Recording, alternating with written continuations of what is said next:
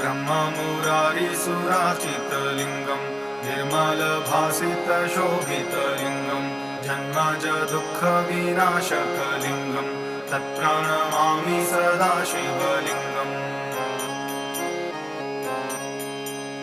देवमुनिप्रवराजितलिङ्गं कामदहं करुणाकरलिङ्गं रावणदर्पविनाशनलिङ्गं तत्प्रणमामि सदा शिवलिङ्गम्